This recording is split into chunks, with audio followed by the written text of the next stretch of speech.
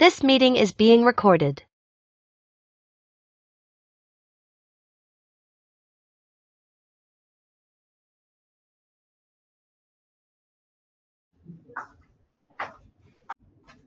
Bravo. 16 for Ingram. It's 80 for 3 in 8.5, and we've got a strategy.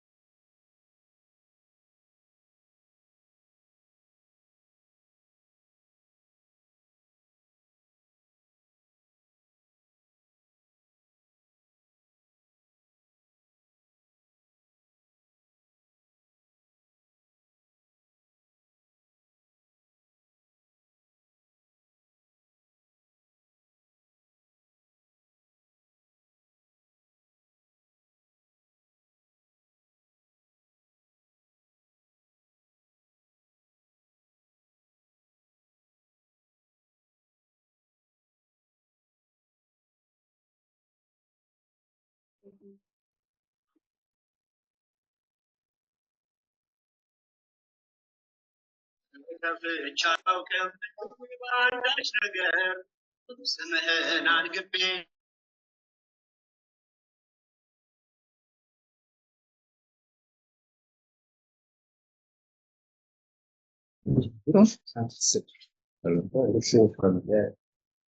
No?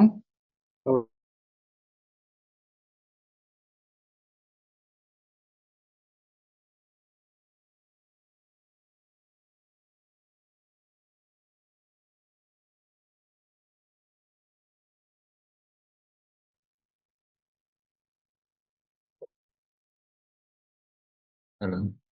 Hello. Hello.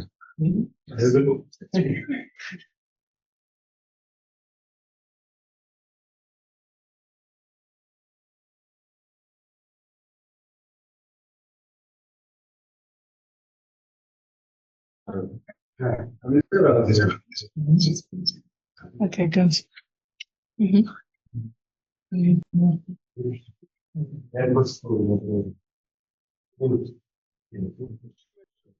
Hey.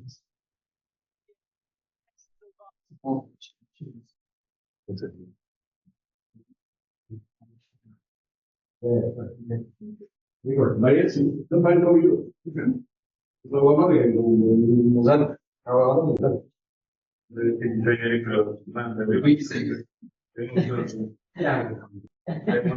Muito bem.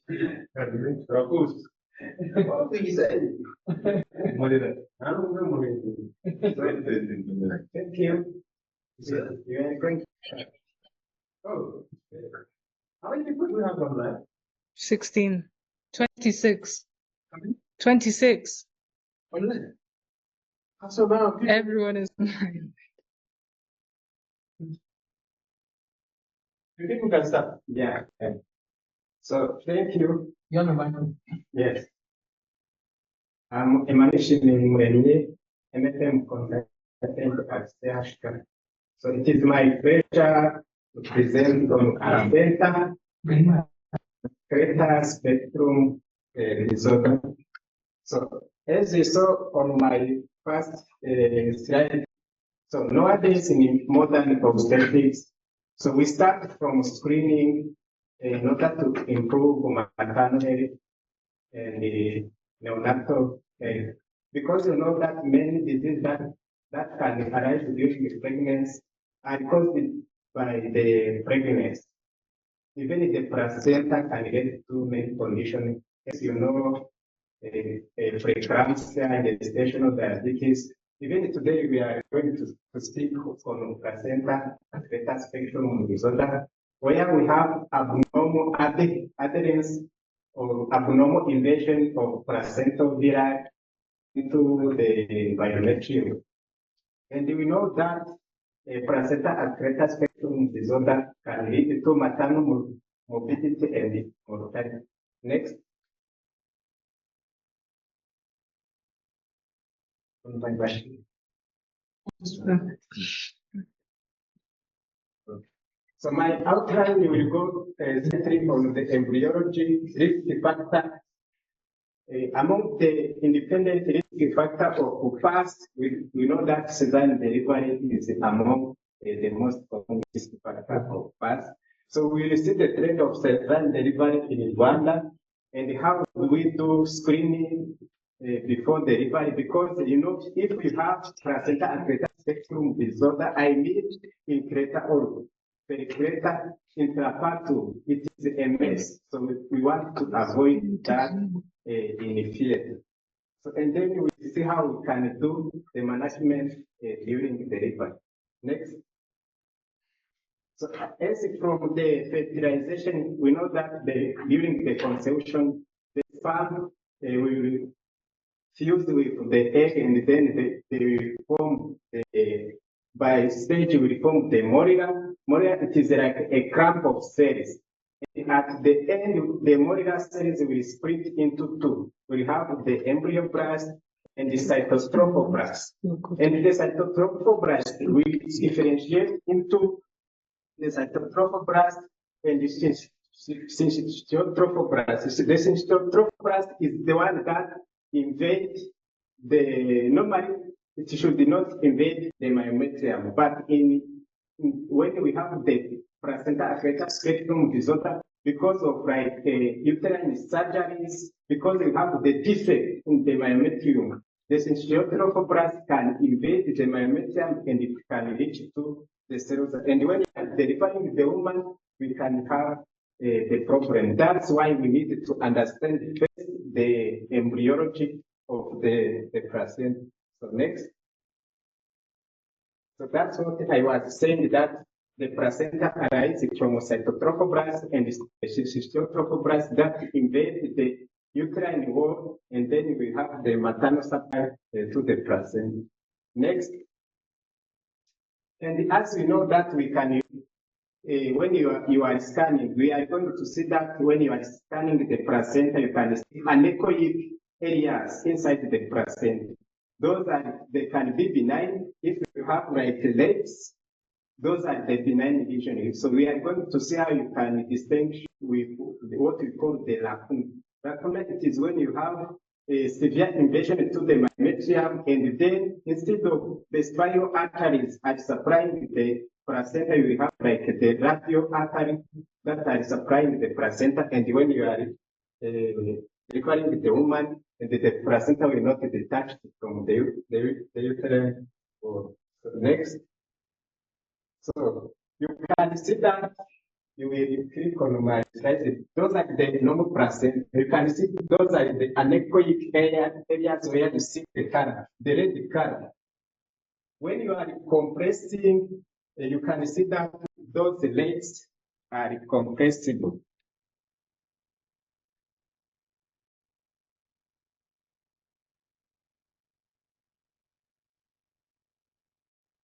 So you can see if you are going to compress, those legs will be disappeared here, and the color will be disappeared. If you saw those anechoic areas, the placenta can be supplied by the radial arteries. Normally, we have the small branch of the uterine artery that supply the placenta, but when you have the big branch like the radial arteries, you can see that here, when you are compressing those cystic areas, when they are not compressible, means that the placenta is highly vascularized. In that regard, you can start thinking that you are suspecting a pus.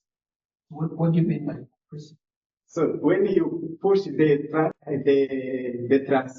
ultrasound flow to the maternal abdomen, when you are putting a pressure, because normally you start by doing like transabdominal ultrasound, which is the standard to localize the placenta, either it is a fundal or localized placenta. Because when someone has like a polypectomy or a myomectomy, for those patients, although the placenta is not present, we should screen first because there is a defect in the myomectomy, there is a scar.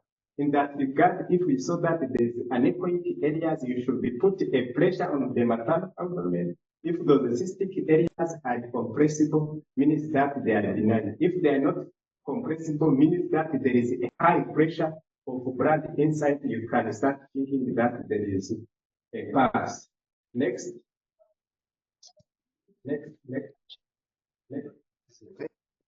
So the epidemiology of pulse, it has the incidence was risen because the incidence of cesarean section is increased in what is in 1937. The incidence was 1 in 30,000 pregnancies, and in 2005 in US you can see that it is 1 in 500. It is most common even than Down syndrome, because the rate of Down syndrome it is 1 in 800 pregnancies. And you can see now the recent data in the US in 2016, it is 1 in 276. It is common. So next.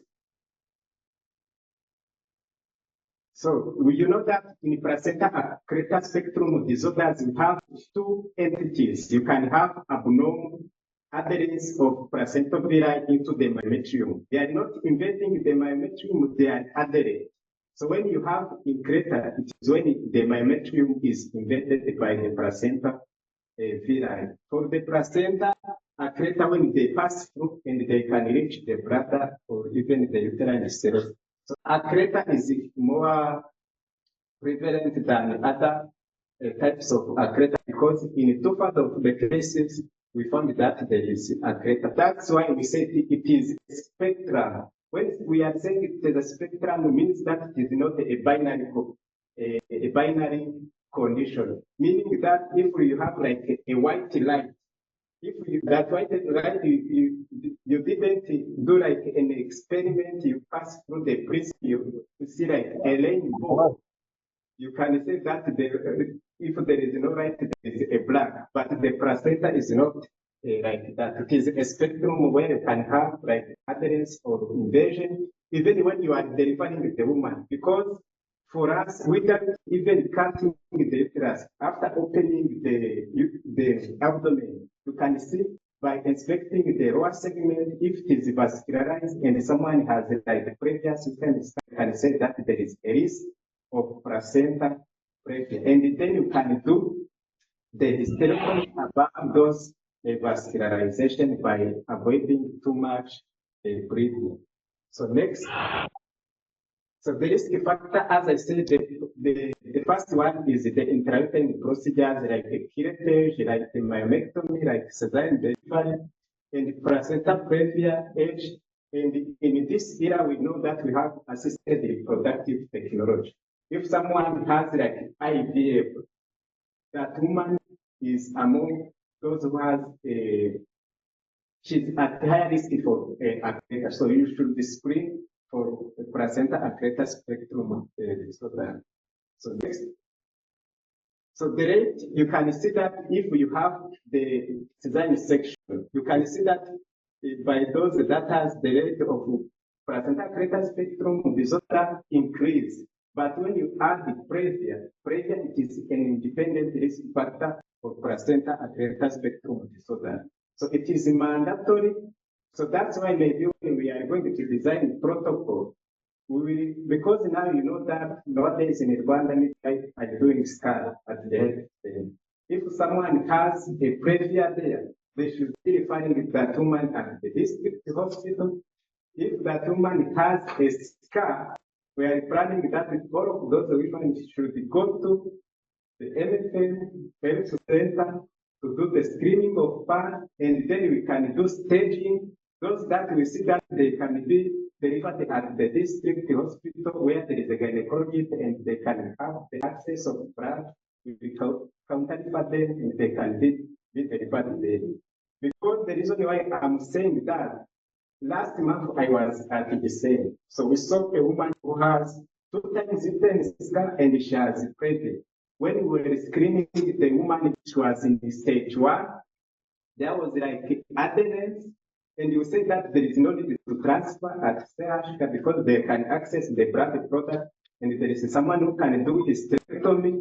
The risk of invasion or bladder or bowel injury was minimum, and you say that we can deliver that patient at the same. So fortunately, the patient delivered at the same, so the placenta was not detaching from the uterus. They did hysterectomy even without transfusing the woman. So you can see that if you do like a screening, you can make a difference. So next. So the trend of cesarean section in Rwanda worldwide, the cesarean section rate is increasing, and you know that if the cesarean section is increasing, it is impossible, maybe even to curb the maternal mortality without decreasing the cesarean section. And you know that now that 99% of maternal death happen in the global south, and 2/3 of the cases are in sub-Saharan Africa. So the WHO said that even more than 55% of the country, the cesarean section rate is above 15, which is the recommendation of the WHO. The WHO said that we should not, the cesarean section rate should not go above 15, because it has been shown if it goes above, it doesn't improve neonatal and maternal mortality. So next. So that's what I have said. Next day. So you can see that from the data that we have in Rwanda from the demographic health survey in 2019, the cesarean section was 15. So maybe this year, with the demographic health survey, we will have the new data about the cesarean delivery. So next, please. And you can see that we have disparities of cesarean delivery rate in some areas, because you can see that in rural, the cesarean section is low compared to urban areas or public and private facilities. Now, in private facilities, the cesarean section can go up to 60%. So we should do to see how we can decrease that, because even now you can understand sometimes many centers in Rwanda. I can give you an example. We are still doing cesarean section because of breech presentation. But now we can see if there is no contraindication, you can do ECG. So in CHUK, our success is very high. Even the president can witness that we do ECG around the part 6. It is external cephalic valve. So we can do it around the part 6 to 7 weeks. We can do the ECG, and then the patient cannot be scheduled for cesarean section.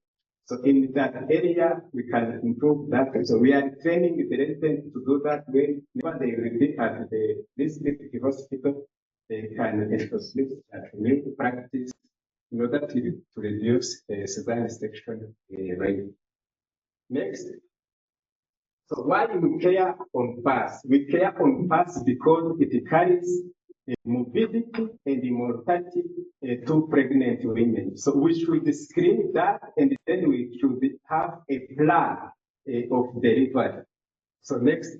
So for the morbidity, it can cause like urinary tract injuries. You can see that those related for pericreta, about 24 cases can cause urinary tract injuries. And you can see that for the mortality, when it is in creta or pericreta, the odds, it can go up to 30. So, and then there is a risk of hysterectomy, and the length of stay in the hospital can be increased. And even the cost, not only to the family, even to the government, the cost can be huge. That's why we care about past mortality, cost, and the morbidity to pregnant women. Next. So we have Fortunately, nowadays we have tools, so we can screen fast, especially in high-risk population. For someone who has IVF, and for someone who has intermittent procedures, myomectomy, or cesarean delivery, we can start screening from 11 to 13 weeks. So next. So what are the signs? So the signs are not similar because we say that it is a spectrum, because they can have a focal, even a diffuse placenta accreta spectrum. So even the degree of invasion is different. That's why the sign on ultrasound, the ultrasound markers are different. So we are going to see those ultrasound markers. So next. So, but before that, we should have what we call pre-test probability.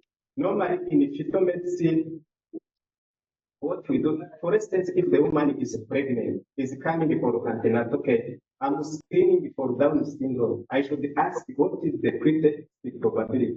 What is the age? Because you know that the age is a risk factor for genetic abnormality. Is similar to us. If someone has IVF and has intermittent procedure, so we start screening for past at 11 to 13 weeks. That is what we call the pre-tested probability.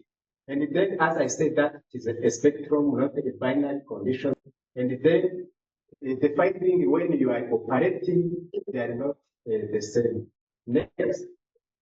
So it is what I said, that it is not, we say if we switch off those lights, it will be black. It is not like that. Because if we put that light through the prism, you can see many colors. So the Placenta Accreta Spectrum disorder, it is like next. You can see that those are the intraparty findings. You can see that there is a, you can put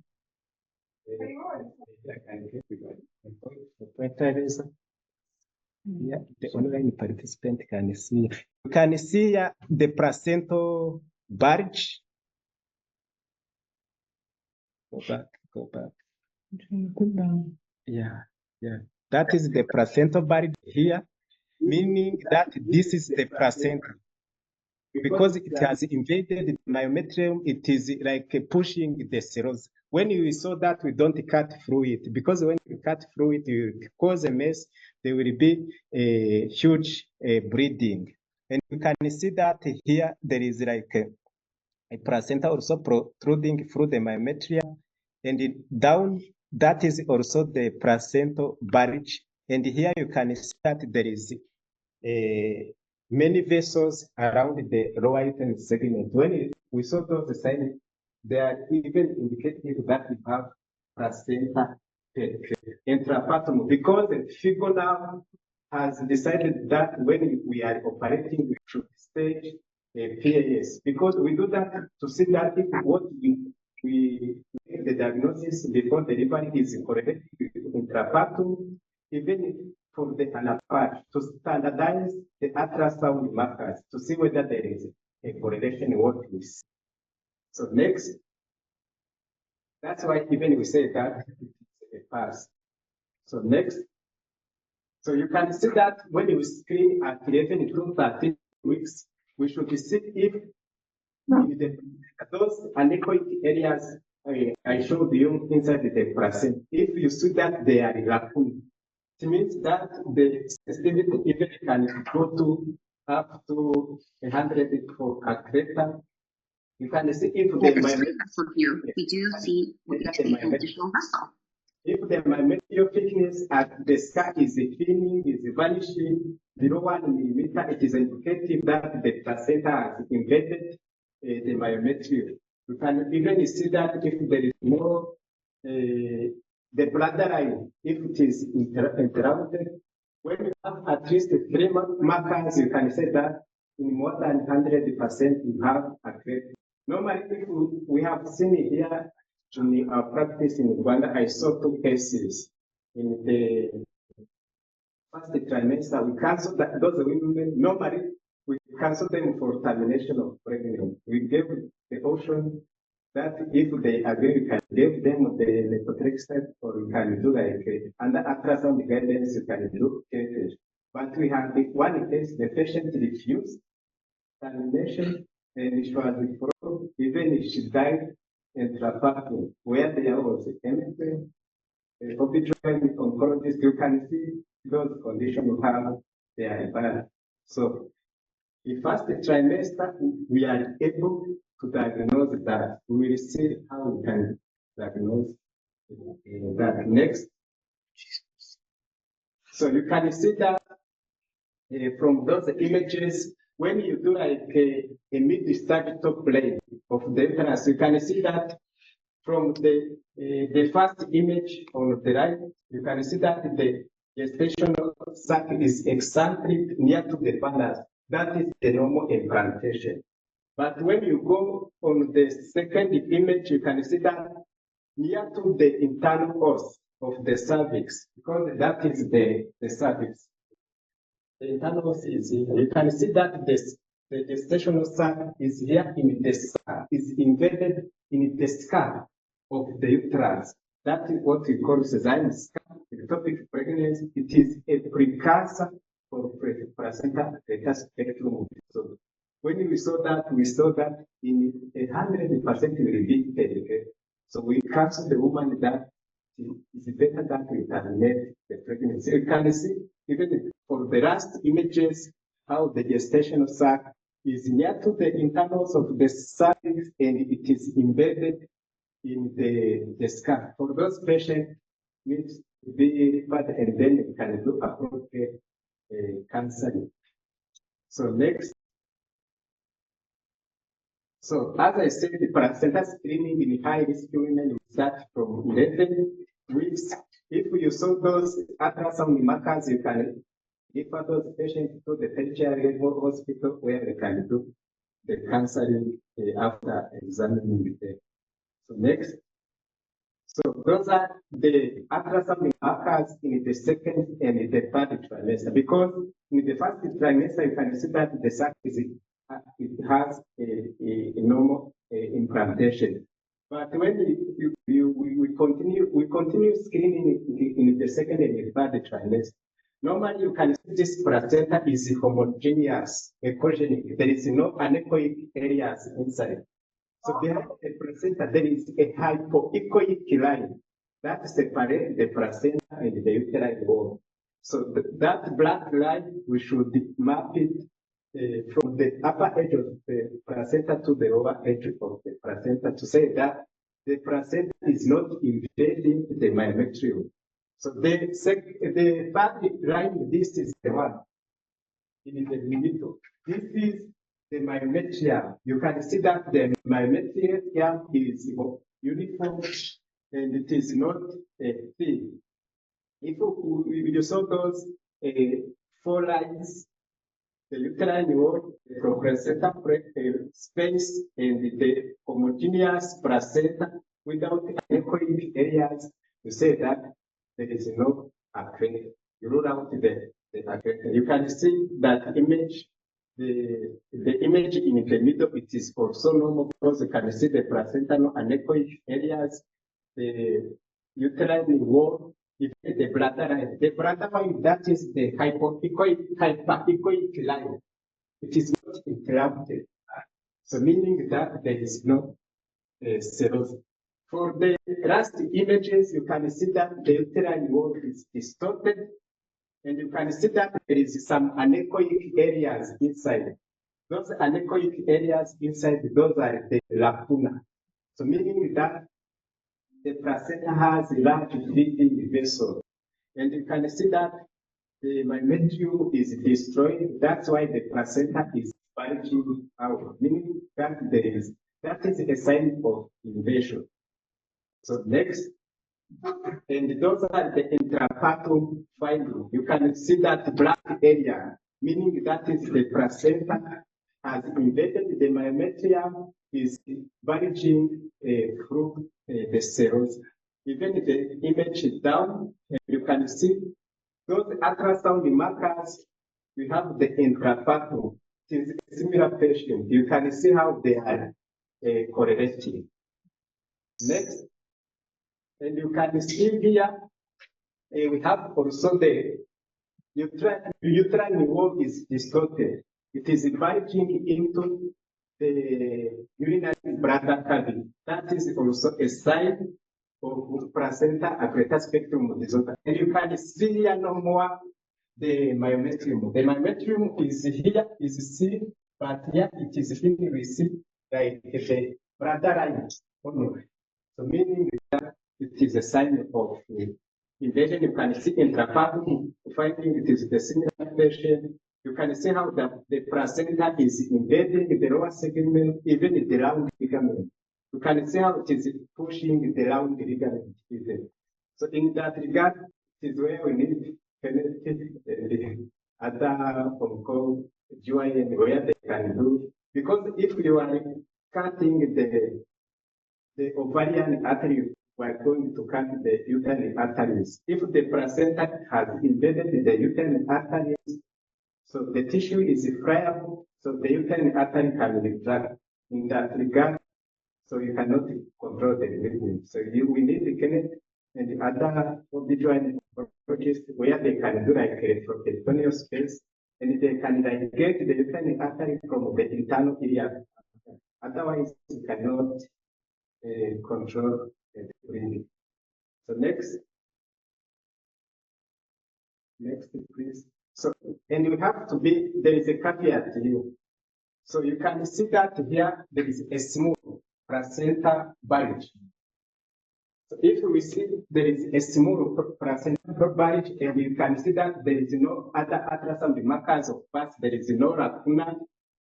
And apart from that smooth bulge and the myometrium is thin, we put the differential that we have uterine descent. Nowadays, there is a trend, there is a study in the UK where someone that you want to book a doctorate, they should measure the uterine stability. Because if there is no placenta and you see that the myometrium is thin, below 2 millimeters, that patient, if we put on thorax, there is a risk of uterine damage. So in UK, they recommend to do lower segment thickness to exclude either uterine descent or myometrium thickness that the patient cannot damage. So when you have the uterine bulge is small and there is no other ultrasound markers, there is no hypervascularity, there is no bridging vessel, you can say that maybe it's a uterine descent. But in the differential, you put that there is a risk of pus. Next. So you can see that those are the other ultrasound markers where you have the neovascularity, hypervascularity. You can see here, normally we saw that the bladder line is uniform. It is not interrupted. You can see here, they are interrupted here. There are some vessels that are anechoic, passing from behind from the placenta, reaching the cells. So when you put the color, you saw what you call bridging vessels. They are bridging from the uterine wall to the cells. So you can see that intrapartum, you can see that they have vascular the lower uterine segment. When we saw those vessels, we go above, because if you cut through the placenta, you can have massive image. Next. So those are the similar images. You can see how we can see what we call bridging vessels. This is the placenta, coming from the placenta up to the cells of the uterus. Next. And you can see normally when we are screening, we do two praying at least. The first one, it is a sagittal praying, and the second one, it is a coronal praying. That coronal praying, you can see those vessels inside the urinary cavity. Normally, they are not in the urinary cavity. They are protruding above the lower uterine segment. Those are the vessels that we are seeing here. Because if they are in the urinary cavity, the woman can exsanguinate until death. So those are the type of blood vessels that we saw on the lower uterine segment. Next. And you can see here for the transverse frame, this is the, when you are going down, This is the placenta. Here you are reaching to the cervix. That is the upper border of the cervix. It is vascularized. In that transverse section, you image the lower segment. Even you can image the parametrium. If the parametrium are vascularized, are taking care, you should know how you will plan your delivery by gathering not gynecologist. Even you can call the urologist to try to help because there is a risk of uterus injury. Next. And you can see there, that is also a transverse plane where we have the placenta. You can see how the uterine artery, behind the uterine artery, there is too much vascularization, meaning that the uterine pedicle is embedded by the Placenta Accreta Spectrum. So in this case, you should be prepared for the one. Next. So the case scenario is the patient who has a 2 times uterine scar, and you can see the finding that we say the lacuna, and you can see that how the placenta is bulging, and you can see the bridging vessels. When we are reporting, we say that the patient is at high risk for a Placenta Accreta Spectrum disorder, meaning that the pathologist maybe they will find a greater, so we should be ready during delivery. Next again. And you can see the ultrasound markers, their performance compared to the MRI. There are many studies that have been done. They say that the sensitivity of ultrasound, even if the specificity is beyond the MRI. Normally, we request the MRI when you are not able to screen the whole placenta. If there is some part of the placenta are on left or right, or even if on the posterior part of the uterus, the ultrasound beam is not reaching there, you can ask the MRI to help. Because you can have like a focal pass on the posterior wall of the uterus. Next.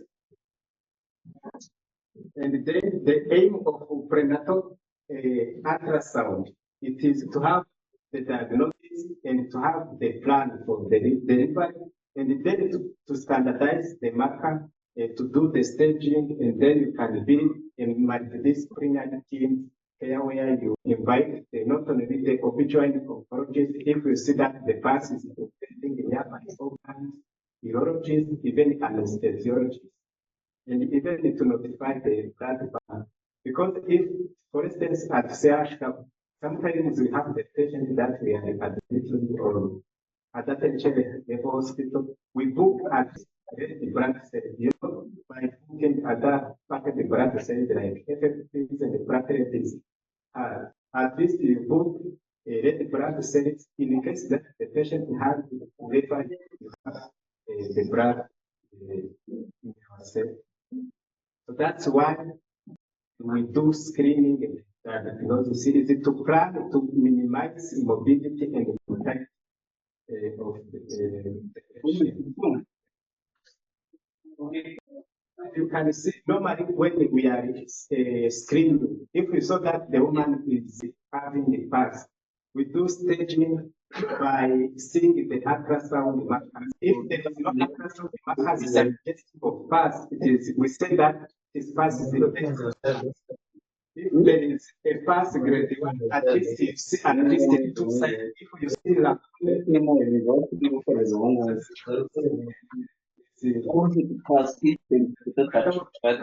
least 2, the woman has passed stage 1. Past stage 2, it is when you have stage 1 and hypervascularity. Past stage 3, it is when you saw that the right uterine segment and the parametrium and the blood are having the placenta derived by the ultrasound. So normally we recommend that at the district hospital or the local teaching hospital, when you screen and you see that the woman is having the past stage 1, the woman can deliver later if there is a gynecology and the blood. But from past stage 3, we recommend that the woman can be delivered at the tertiary level, teaching hospital, where they have everything with the expert and the equipment. Next. So we can see that there is a correlation. First, stage 1, those are the antenatal stage. FIGO comes when you are delivering the woman. Because if I saw that there is a stage 2 or 3, when I'm operating, I should see what are the intrapartum finding of pus. As I saw the bulge of the lower uterine segment. I saw that there is a hypervascularity of the lower uterine segment after opening the uterus by doing the hysterectomy. When I'm trying to see if there is a cleavage plane, is there any cleavage plane, or the cleavage plane is not there? Because sometimes you can find that the lower segment is long, but when you enter, while you saw that the pus was stage 1, maybe you cannot find that there is no cleavage plane. If there is no cleavage plane, means that there is a crack, and you are doing like gentle contraction, and the placenta is not detaching. That's why we do staging.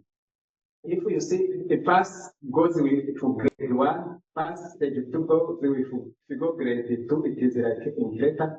Pus stage 3, it is penetrator, where we have a free subtype. When it is a 3A, it is when it is limited to the serosa. 3B, it is when it is invading the bladder.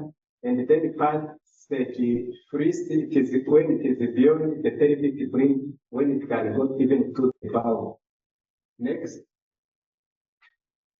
So intrapartum care of pus. So the NFM, the Society of Maternal Medicine, and the American College of Obstetricians, they say that pus, whether it is stage 1 and beyond, it is high risk pregnancy. So it should be managed in the tertiary level hospital, or here in Rwanda, because we are expanding in level 2, they can do like the stage 1 if they have something with those complications. If they can even get the access of blood product. Next. So if we can come to the basic, so time is blood and time is light. What I want to mean is that when we are operating of those cases, we should minimize blood loss as much as possible. If I have like a pus stage 3, when I'm opening, I do a low midline incision instead of doing a financial incision, because you know that the financial incision has a high risk of bleeding. For the low midline, you have a good access, and it has a low risk for bleeding. So that's why we go to the basic, we minimize blood loss, and then, of course, the time. Next, and you can see that you should be billed. You should have the drug in your place. You should have all brand product in your facility, and you should have the staff, the nurses who can help you in assisting you, the gynecologists who have the expertise for managing those cases, anesthesiologists, urologists, even join oncologists when you are suspected that there is a penetrator, and you should have a good set for cesarean hysterectomy.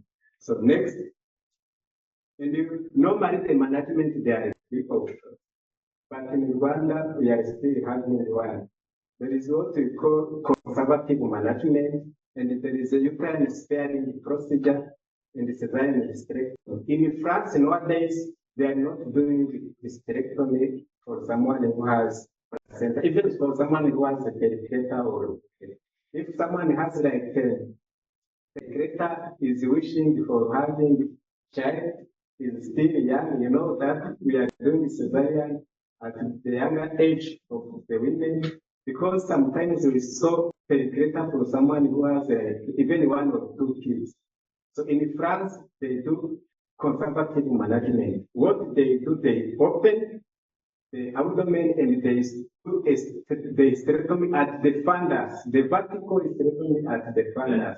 and then they cramp the bone, and then they suture, they do stereography, and then if the woman is bleeding, they can do like adjunctive therapy, they can do like a village, they can do even uterine anti-ligation, or they can do balloon tampering. But the risk for those women, the risk of having bleeding and infection is in 2/3 of the cases, and the risk of recurrence is around 20%. But they say that in about 30–40% they succeeded. There are many studies that have been done in France, because France is the only country that is trying those procedures, and they have a success.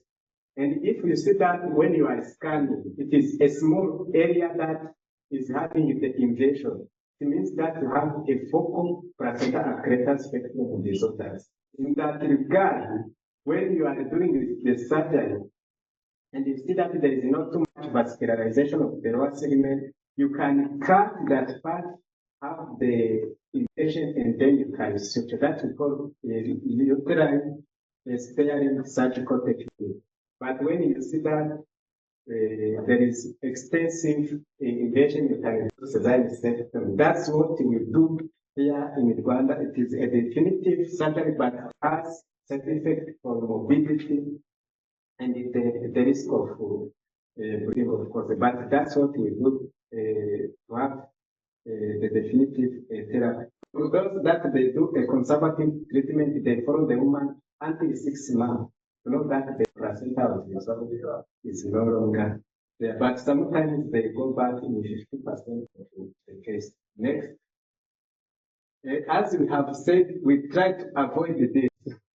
If we have someone with the blood on the throat, so you can say that the risk of losing that woman is very high. When we are operating on those patients, we try to avoid breathing. So we are going to say what we do, because you know the breathing can lead to the triangle. The triangle, because of breathing, can cause hypothermia, acidosis, and even coagulopathy. That's why we try to prevent a maximum of breathing. Next.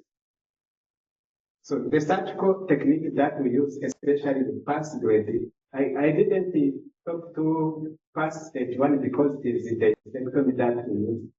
If they are not inventing into the parametrium or other nearby organs. So I'm going to talk the surgical technique that we do for past stage 3. Next. So you can see that we start with a mid incision with the electrical contact. That's what we use to minimize breathing. Next. And then when you arrive to the uterus, you can see here, this is the fundus. You pinch the uterus at the fundus, and you cut with electric contact at the fundus, and you do like a vertical incision. When you find that the lower segment is bulging and vascularized, because you do a mid-drive because you will have a good access. Next. Next.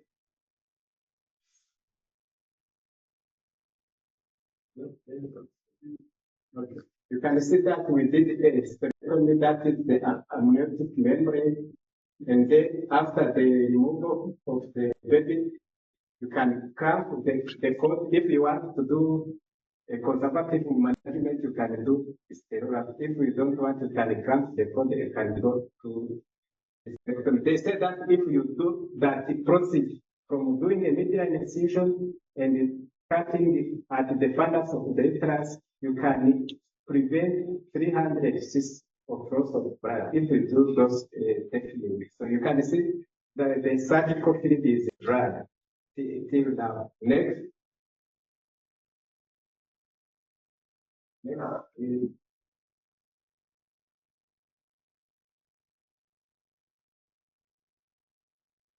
Okay. So those are the other adjunctive therapy. If you are planning to do like a conservative management, you can do village, you can do sequential ligation of uterine or ovarian arteries. Next. And even you can put like the catheter to minimize the bleeding if you see that someone is having some approach. If you see that the bladder is very vascularized, if you are together with the urologist, I have seen one case when I was in so the bladder was, by opening, we saw that the placenta was embedded with the bladder. Fortunately, we were together with the urologist. They cut the bladder, do the stenting. If you do the stenting, you cannot injure the uterus. So that's the last image you can do, like cystoscopy. Next. So you can even do balloon. So if you have that case, what you do, your assistant with your one finger, the finger of the assistant can go above the pelvic bridge, and they do the compression of the iron. In that regard, you can minimize breathing.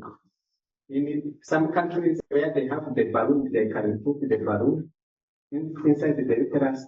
وربطة التليفون وربطة The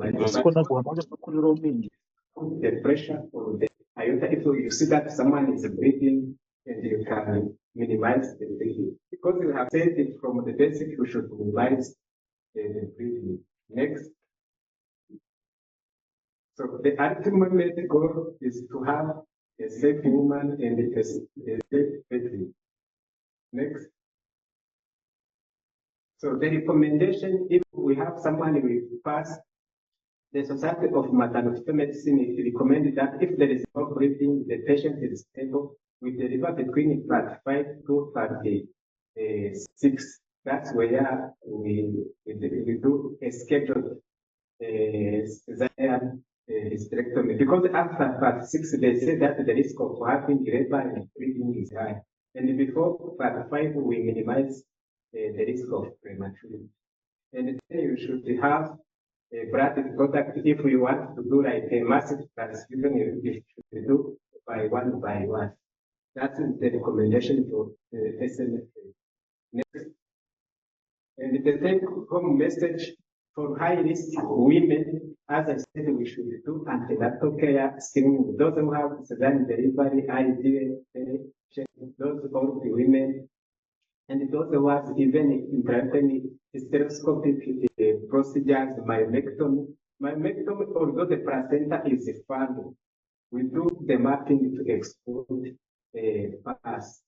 And then if you diagnose us, you can refer. Now we are recommending that you can refer to the MSL centers, and we can do staging. If we saw that the woman can be operated at the good teaching, where there is a consultant who can perform the hysterectomy, can do a counter.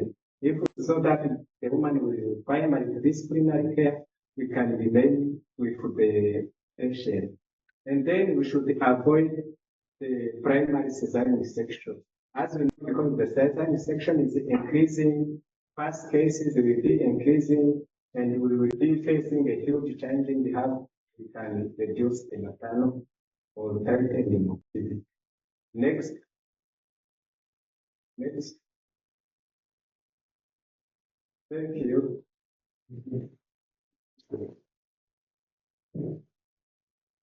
This line.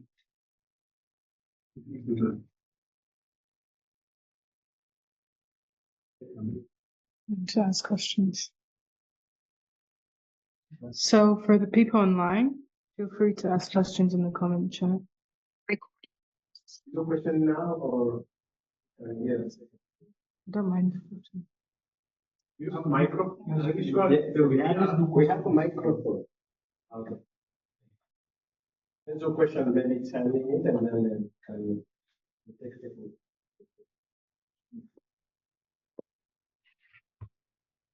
So can you ask questions? Comment from the audience. Hello, can you ask questions? Right, so this is a topic from an expert, I can try. This is a nice topic and a presentation by an expert. We are really happy to have you. It's really an interesting topic. I don't know if I have questions on those things. I wanted to come to a question about some people score. They do scoring and the grading. By the way, for the grading at CCC, they do grade 1 through 3, and 3 is divided in A, B, and the D and the E. I didn't see C. I don't know what C is. So what about the scoring? Some people don't agree with scoring, the different findings on ultrasonography they score. Some people do agree, some people don't agree. What do you say? You know that nowadays we have the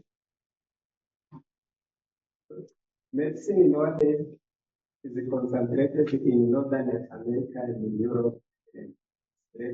So in US they don't do grading and staging, but in Europe they do staging because they say that if we do staging, you can. What's the difference between staging and Staging is before delivery by ultrasound. It's staging. Grading is intrapartum, the finding that you see intrapartum. There is an expert who did it on the research, especially for grading, and he published at that time in CHUK. They said that for summarizing, he said that you have 3 grades. The grade 1 is when you have adherence, there is not grade 2, it is when there is indentation, but it is not, the indentation is not passing through the cell wall reaching to the sperm. And when it is reaching to the sperm, we have grade 3. Grade 3, sorry. And in grade 3, you have 3 subtypes. 3A, 3B, and 3C. 3A is when the placental villi are limited to the uterus. 3B is when they are going to invade the bladder, and the C is the pelvic brim right when they are going to the bowels. Eric Junior, who did many research, especially intrapartum. The purpose of grading is to see what we saw antepartum when the woman is not delivering yet. If there is any correlation between the clinical finding that you see after delivery and even by another analysis, and the perspective, if you see those markers of ultrasound and having the correlation, you can standardize those markers to have the higher detection of the past. So grading wherever, even in US, because after delivery is what you saw, but staging is especially staging by ultrasound is especially in Europe. So me too, I like staging. There's a question here. Thank you for the informative presentation. A very interesting presentation. I have got a question. Sometimes our client constantly in pregnancy. What is the cutoff meaning of the gestation rate where termination of pregnancy can be an option? So thank you, doctor, for your good question. Termination of pregnancy, we do that because we have said that screening starts in the first trimester of the high risk pregnant woman. If you saw that the gestational sac is near to the scalp or near to the internal walls of the cervix, we say that the woman has a cesarean section ectopic pregnancy. So that is a precursor, not for Accreta, it is a precursor for Accreta. Even we have lost a woman with the tertiary hospital. So because we cancelled the woman is terminated, the pregnancy the woman is. And there was a good team, MSD, oncology, blood, but they were unable to control the prison. So we do the counseling for termination in the first trimester. In the second and the third trimester, we don't terminate. We follow the woman and we do the staging and we gather the team according to the finding that we have. So counseling for termination is especially the first trimester. There are questions. Why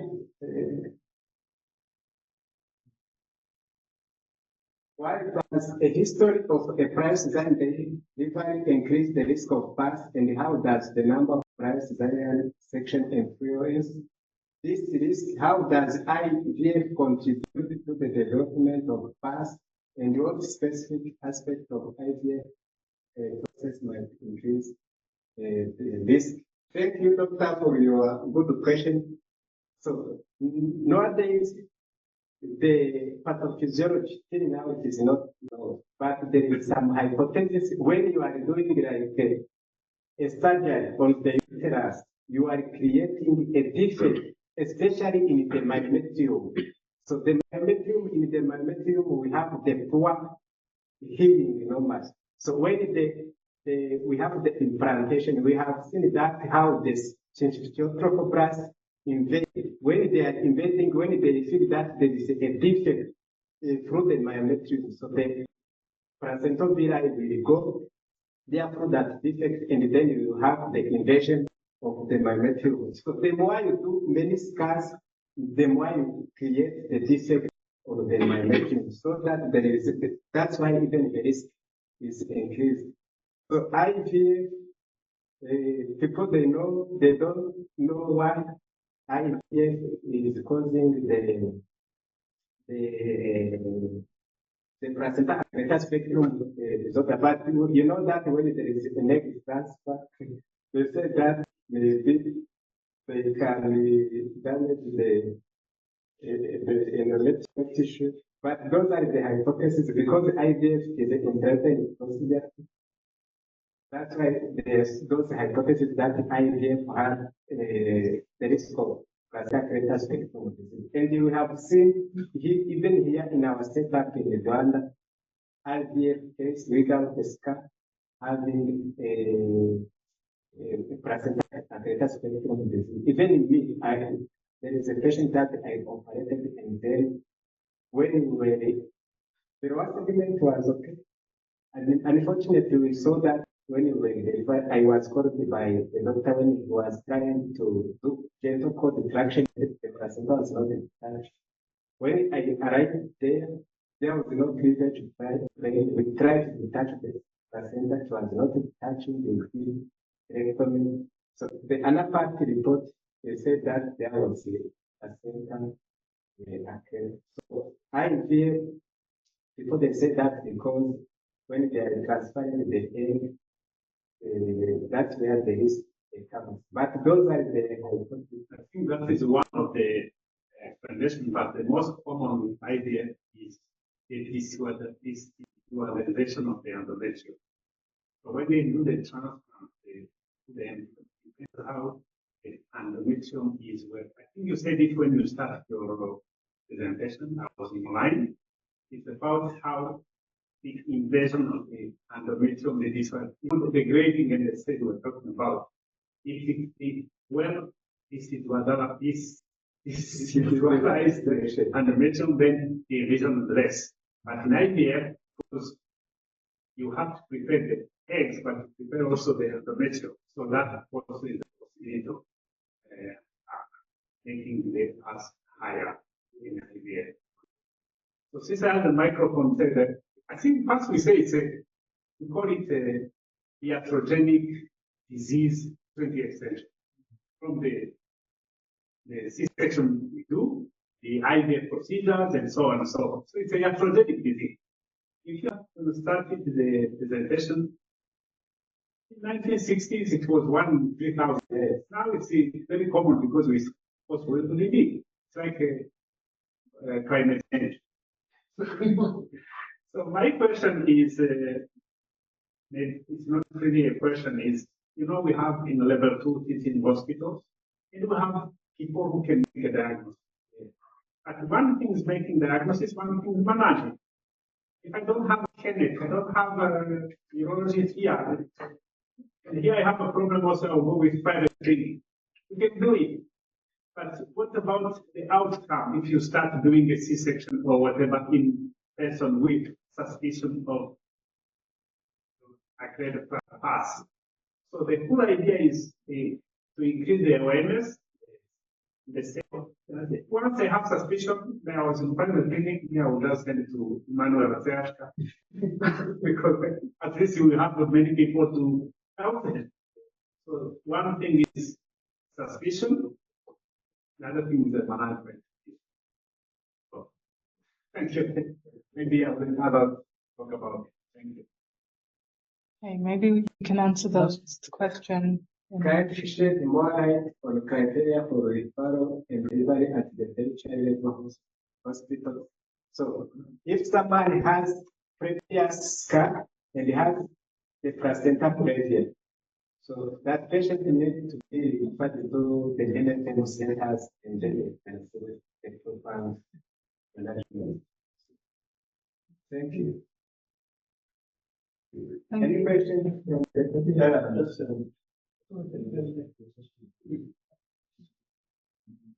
Yes, so thank you so much for the question. This is really a very interesting topic, and we are like to have a couple of numbers, even though we have a low number of population in the country, and then we go have a high increase of transaction. All the areas have this pass.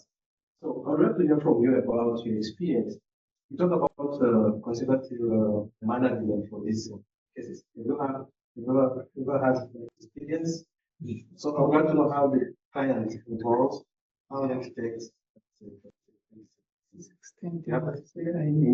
What is for each literature from France? They do that. They do that the conservative management because they can forward to have a challenge. They do that, but the risk of when it's done spectrum is about 50%. The risk of infection and the pass is very high, but here in Rwanda, if we saw that we cancel the women for you think among the community can share this management? It is very difficult because it requires intense monitoring. So it's very difficult. Even in the US, they are not practicing that. It is only done in Europe.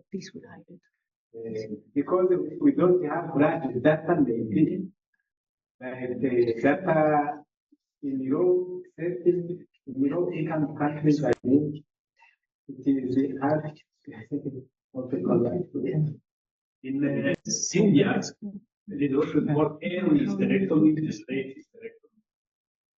So early, so there was a discussion about when you are in presence of us, should I proceed immediately with cesarean hysterectomy or stabilize the patient first?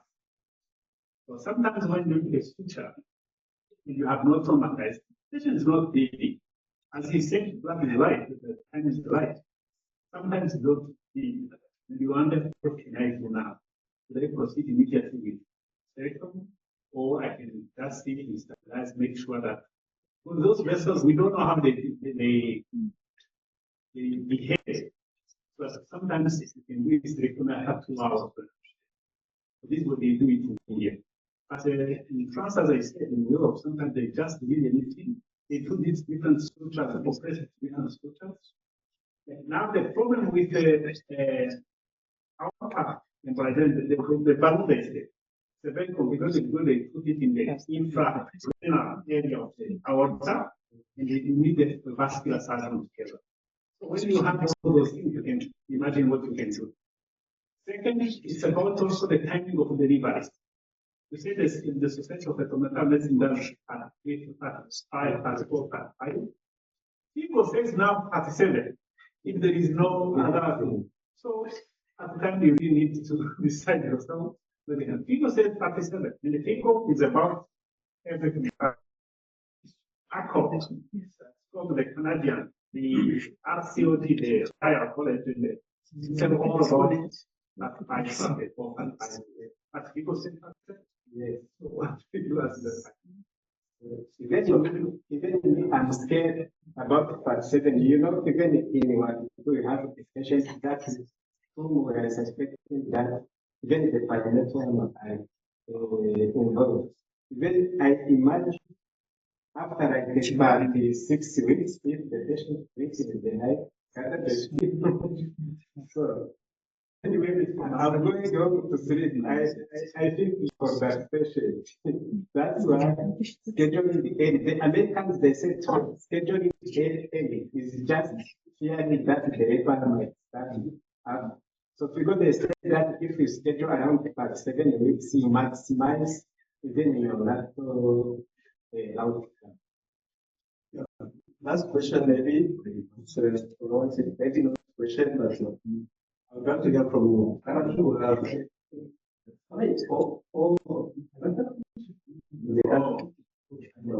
five. Yeah, so I'd love to hear from you. What do you think? Because as you say, when you look at it, for someone who is suspected for the past, when there's the result 3, there's a need to be managed attention. So what can we do between other medical doctors and other general PGY to screen fast? What can we do as a medical doctor? What do you think we can help others? So what we can do now, so far, is if you have someone who has a placenta previa in scar, you can refer them. And then they can do staging if they see that the patient, the staging can be done at the two teaching hospital, they can compare. But if you see that the woman is having a higher stage, we remain with those patients because I was saying last month, they consulted there, so a patient who has placenta previa and scar. They saw me that can you come and help us to do staging? When I did the staging, the woman was in stage 1. And you say that because the parametrium were even the raw sodium was good. You said that I asked them if they can have like a bracket so that FFP and others easily because they have consultant who can do it. So we agreed that the patient was around about 4 weeks.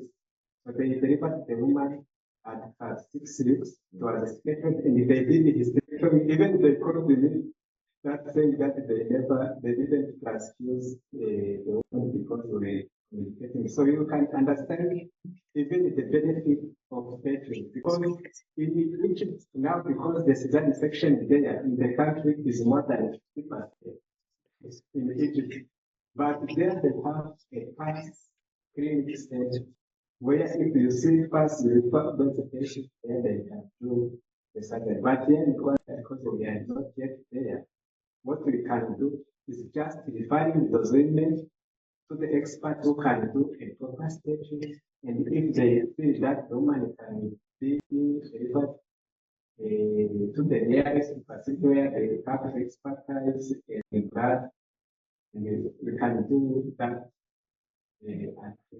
Yeah, that's correct. But I was thinking probably as people,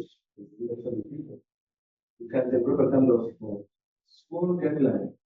Let people know what to do in case they have a cluster, and then disseminate it to the thing what happened. Because people are not aware of this information of what to do. I think that would be helpful when we start understanding. I think small to guide low because we are expecting everyone to. Then sometimes they don't know what to do. To refer the person. I think the first step for me would be, as you rightly said, to have a high use. So for all, we should get into the habit of. Yeah, so I was just saying that I think the whole point here for presentation, I think home message we will be to have a highly resourced institution for patients who are at high risk and we know them. So if, for example, you have a patient with previous instrumentation, what else would you say? Patients with IVF or advanced maternal age, then we should get into the habit of at least screening first initially professional with placenta, and then also evidence for placenta accreta spectrum. If you find any and you're not able to credit it, then you refer the patient where they can be able to do that. But I think the take home here would be, if you have a patient with a previous scar, especially for now that we know that our cesarean section weight is going up, it will be very wrong to screen for placenta accreta. Yeah. And I think you have already given us very good tips on ultrasound, which can be replicated and easily learned. Thank you.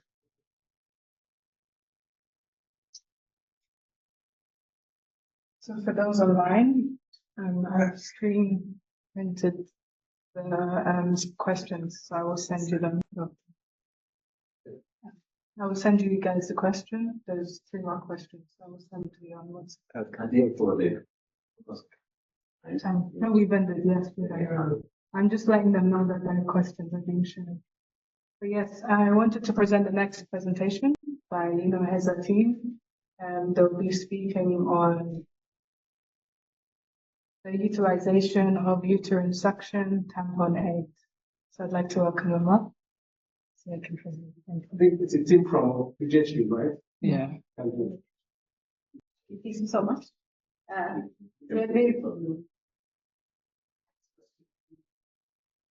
Please help.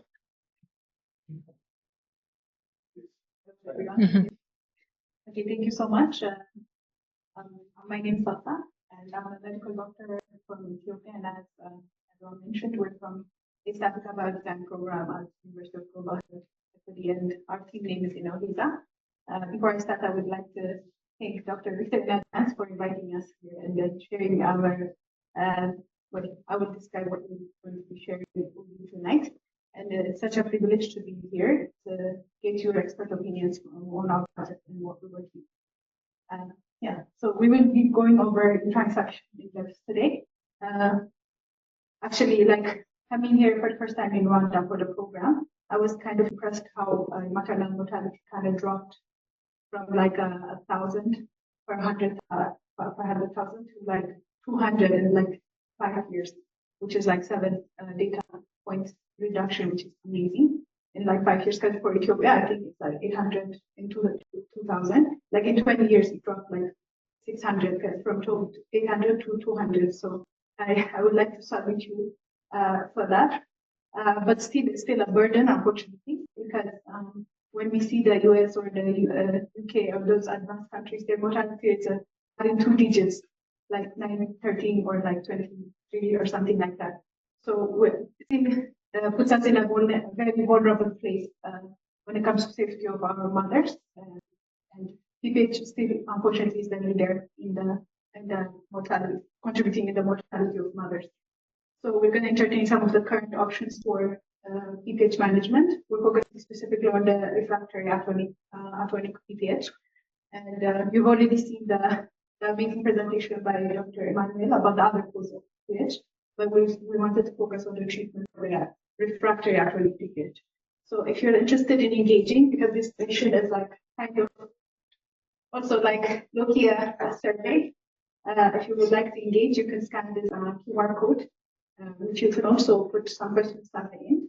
And if you are attending through your phones, you can also like Astrid will share the link to access this survey. So I would like to start and then with this question. And as you see this question, as you answer it, it will populate and show your answers here. And we'll also keep them preciously for our research.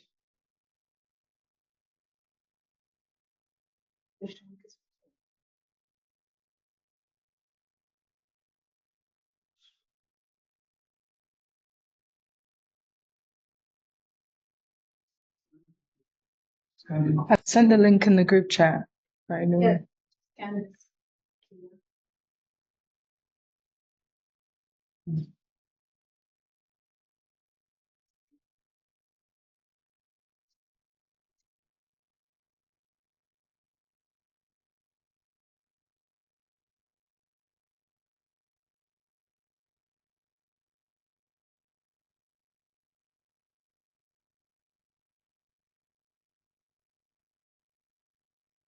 you could write it. I know it's saying it works, but you put numbers like the average estimate of PPH cases, atomic PPH cases, you'll see in your practical. Are you able to respond? Yeah, the numbers are coming in.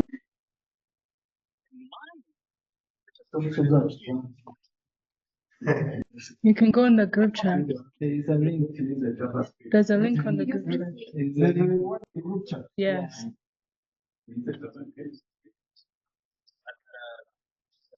There is 4, there is 5, 3.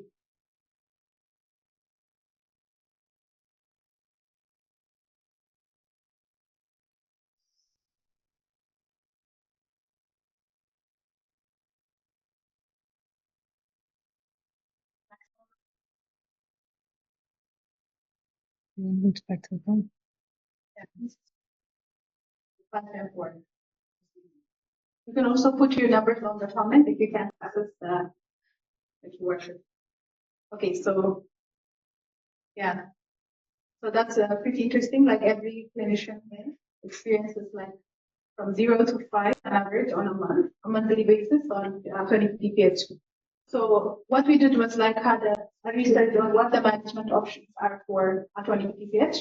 And currently, like we understood there is like a preventive measure when it comes to 20 PPH. That is the giving of oxytocin as a preventive, as a third stage management of labor. And after that, if the PPH happens, the first line management is oxytocin again, and then the manual compression, as you all know.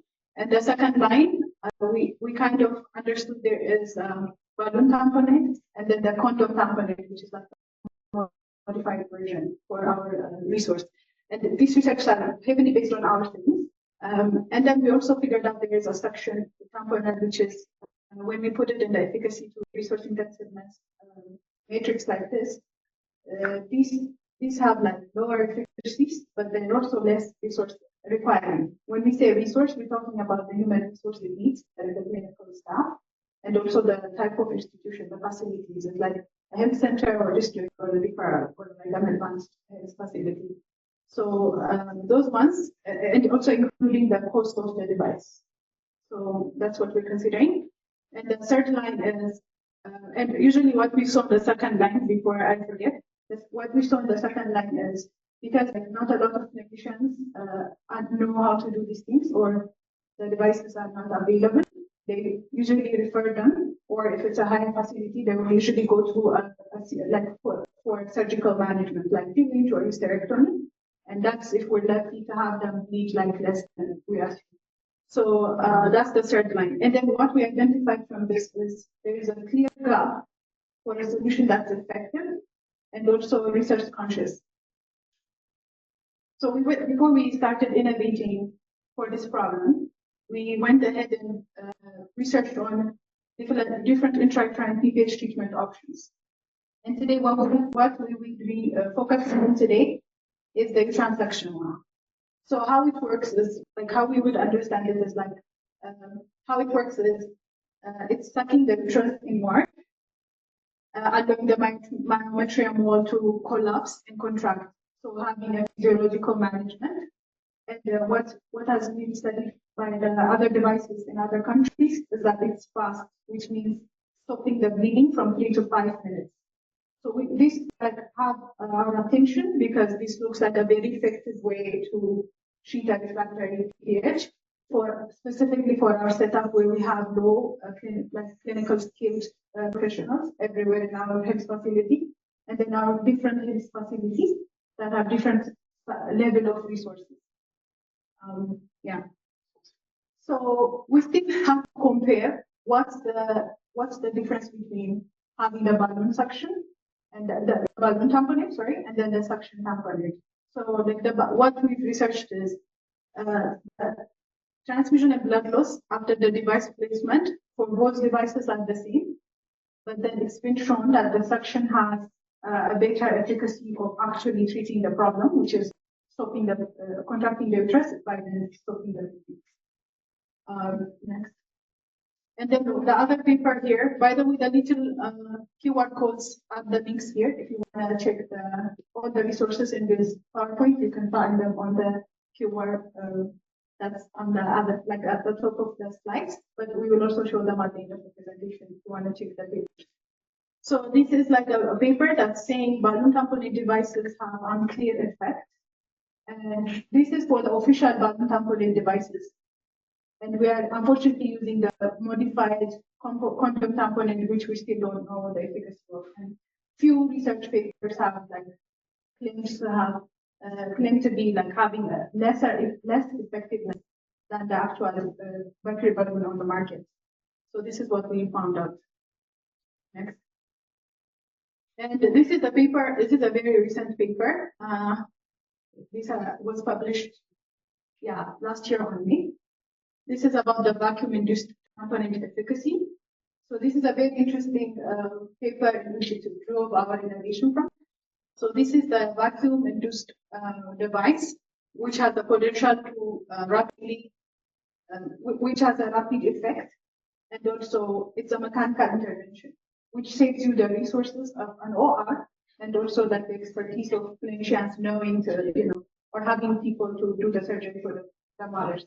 But one thing we also understood is the efficacy and safety of this needs further study, which also inspires our innovation to go about that. And this is a very interesting finding that we found. Some of this research was about having the suction tamponades being, like comparing the balloon tamponades and the suction tamponades on a population, on a set of like sample sizes. This is the bias that the clinicians have, like you can click one, and then you can see that the yellow one, there's a preference for the participating hospitals to be biased to pick the suction one, because they can see that it's working. So they kind of changed it into a study. So what's happening here is, if it was a drug that we were testing, they would use like a double blind where the physician and also the patient are like putting the blind, and the manufacturer just puts in the drugs, and some of them are placebo, some of them are the actual tasting drugs. So that we have a control group. But when it comes to this device, it's like a mechanical device which they're using. So now these bias happen because they want to help the patient, so they will be biased to use the suction instead of the balloon. So this is a very interesting paper we would like to read about. Yeah. Next. So So these are like the intrauterine device options as of today that we have for postpartum hemorrhage, specifically on suction. So one of it is like the rigid uterine retention cannulas. These are invented by an Indian person called Panicker. They call the Panicker device. So the assumption here is like to try to make it a reusable device, but it's still a method that they're going to insert into the atomic uterus to create suction and treat the anatomy. And it uses a higher suction level, which is around 600, above 600 millimeters of mercury of suction. And it's meta. And there is a red flag here because it's not studied. We don't know yet if it's, the outcome doesn't have any support of data. So we don't know how efficient or how safe it is to use it. Yes. And the second one is, there is a South African gynecologist we had the privilege to speak to last week. He's named Dr. Justice Hoffmeyer. He had a lot of research on suction tamponade. You might be familiar with the same probably. So this is the suction tube uterine tamponade, which is like an improvised device of the suction tube. So he's using a Lavin tube or a rectal tube to use for suction. And he has a clinical outcome, but there has not been also, again, clear safety procedures to test that it works. Even though he has a clinical evidence of it working, there has not been any technical tests yet. And we're still working with the WHO and other stakeholders to push that as an optional treatment. And the next one is the modified battery. This is also an off-label use. Off-label use meaning there's no regulatory clearance for this to be in the market yet, because there has not been FDA clearance or some sort of like regulations like that. And what it does is it's kind of a mix of the balloon component, but then it's got a tip there, if you could see it, a hole, which will also suck. So this is it works in like 10 minutes, and it also needs like a higher pressure. Yeah, so this is another option a company in South Africa is working on. So the only device now that's US FDA cleared and in clinical use since 2020 is the JADA system. So this is indication of use for this device is only neotomy, and the pressure is low pressure from 80 to 100, as you can see, and the feature is it's obviously FDA cleared and purpose driven, and it's easy to use. That's how they're claiming in their FDA. And the limitation is that you can only use this for post SVD or post CS that has a cervical opening of 3 centimeters and above. So for post CS, if the cervix is less than that, you can't use this out of the indication because the device is invisible but here to insert. And the other thing is, yeah, so this has been approved. This is a publication from last year. This has been approved and in use in the US. Almost 90% of American hospitals are using this device. And for a hefty price of $1,000 for one kit, and it's a single use. Wow. Yeah, so you will now imagine why it's very far from the efficacy and the resource matrix. It's at $1,000 per device. So when we look at the PPH roadmap that's been reported by the WHO from the 2023 2030, which you will find in that link. This is like the heat map for barriers of implementation surgery. So what it means by barriers for implementation surgery is there are a lot of options to treat PPH in, but then there are also barriers when it comes to adults, and that's what the WHO is like caring about to show here. So as you can see, WHO still recognizes the uterine balloon component, but as you can see, it's all red, which means there are still barriers to this device, even though the efficacy is still low. So what these barriers are considered in inclusion in the guidelines. So most countries didn't have balloon component on their guidelines, which is a barrier, and then there is no local support. There is no availability in procurement because these devices are usually imported, and there's like a huge gap for us for supply chain. So this all is in the training and experience of health workers. Not a lot of clinicians are trained to use this device. So this will give us that's why it's in 60s and 40s. It's the heat map is very rare. That means the barrier for this device is low, despite its low efficacy. So this is another question you could stand and give us your insight on. So you could do a couple of words, and then it will up here and we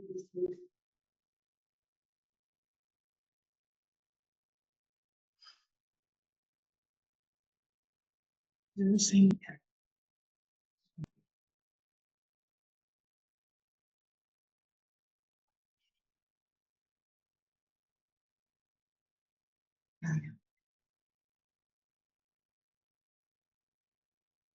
So as you respond, we will see the responses.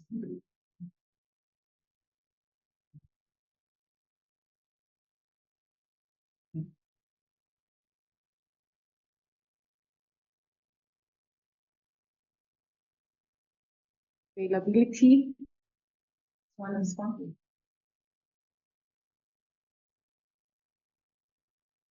I don't think there's a price for people who answer faster. I should have joined. Yeah.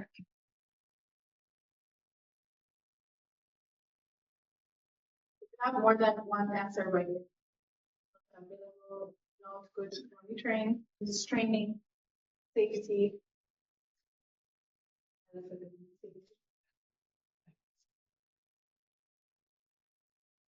delay, expensive, difficulty. Availability is the biggest one. Price. Also.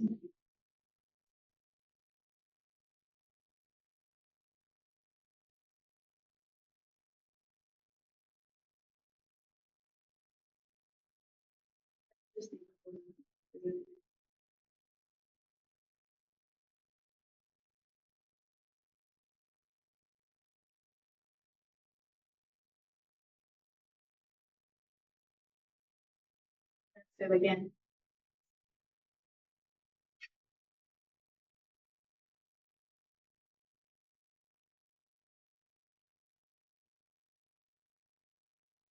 So yeah, you've seen all those considerations and all those concerns you have, and we've talked to some experts like yourselves, and then we came up with an innovation, which I'm going to describe now. So something about our team we're calling on is that it stands for innovation for good, or like good innovation, and that's our key name in our program.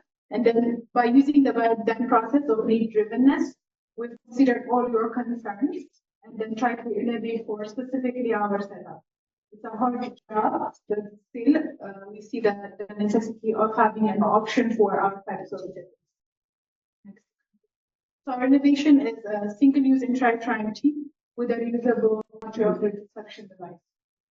So what will make our device a little bit unique than what's out there in the market, even with the one that's US FDA cleared, like the JIDA system, is that it's effective as a JIDA system because it still uses the same mechanism of suction. And then safety, we're pursuing to have FDA clearance, US FDA clearance, as well as Rwanda FDA clearance. And the other thing is usability. So we're trying to design this device in a way that it could be used by even a midwife without having to the need of OBGYNs available, because we also consider the availability of OBGYNs in all district hospitals and lower healthcare facilities like health centers.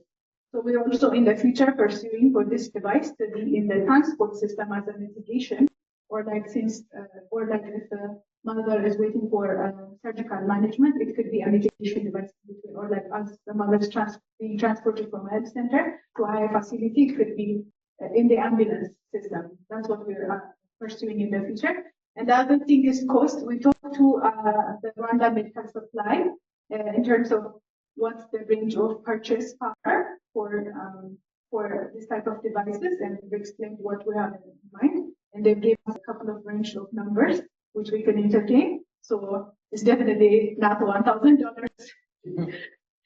So another thing is access. So by having as the manufacturers for this device in-house, which is in Rwanda, we'll create the access. That means we'll cut down on the supply chain issues of like importing a device, or like having that logistics of ordering the device and waiting for a tender and all of that process.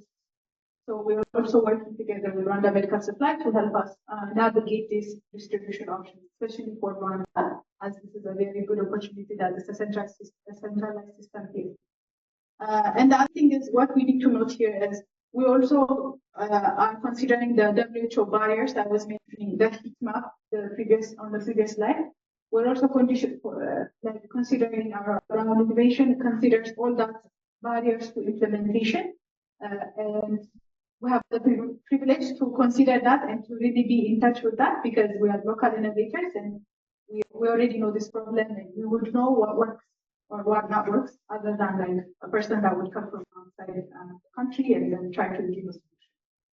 Yeah. So how it works simply is you insert it inside the uterus, and then you set. It's going to be a simple device in which that the data has a inflatable balloon and all that, which is still controversial. What we want to taste is like a very simple device that a midwife with a training could use.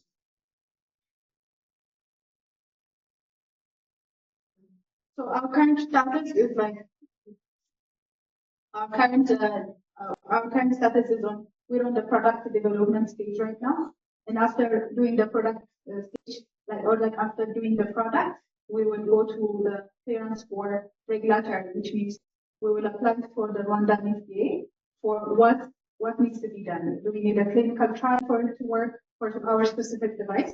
And then do we need like or a usability test? So according to their requirements, we will align in first year clearance and approval. After that, we will have it on the market for specifically our community, and then hopefully expand to the whole region. And even in Southern Asia, where the burden of PPH is high, which is for Sub-Saharan Africa and then Southern Asia.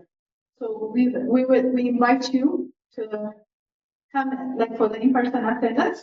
We have our prototypes here. We would love to get your feedback on what your imagination, what you imagine for us to like modify and work on. And we also have a lot of questions for you. Like so, yeah, we could change it. These are the references for all the papers. If you're curious to learn more about the recent publications. Yeah, so if you have the time to entertain our prototypes, we brought them here for your review. And if you want to engage, in the future, you can drop us your emails and we can update you on our progress on our product development. Thank you very much for your attention.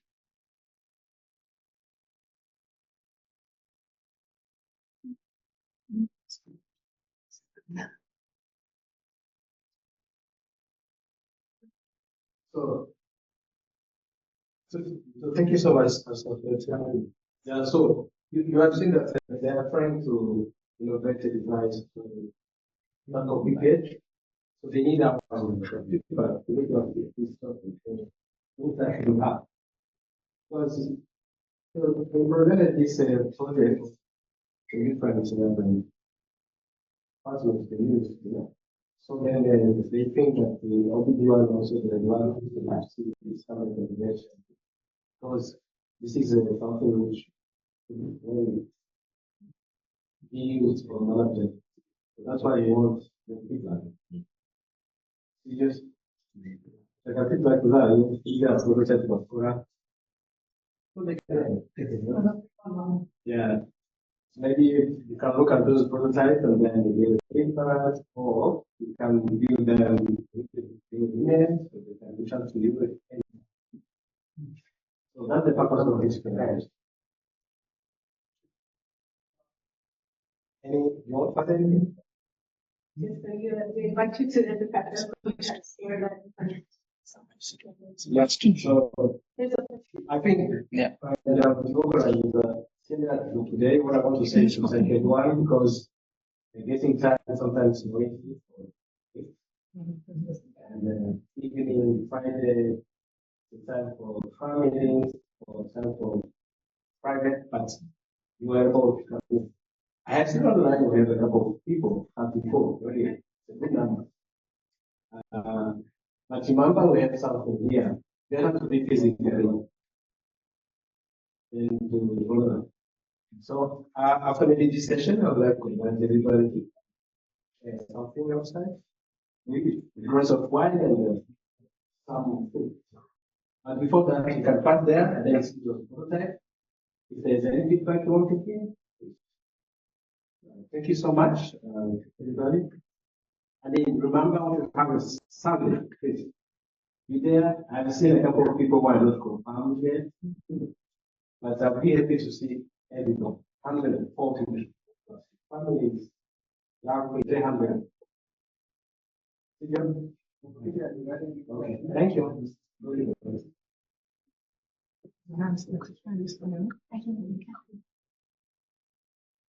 Asking how it's supposed. What did they ask them?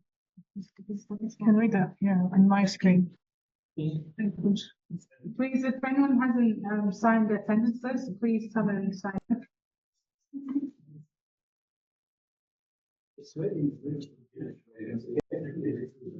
Thank you. You joined online. I hope you have a good evening. Yeah, just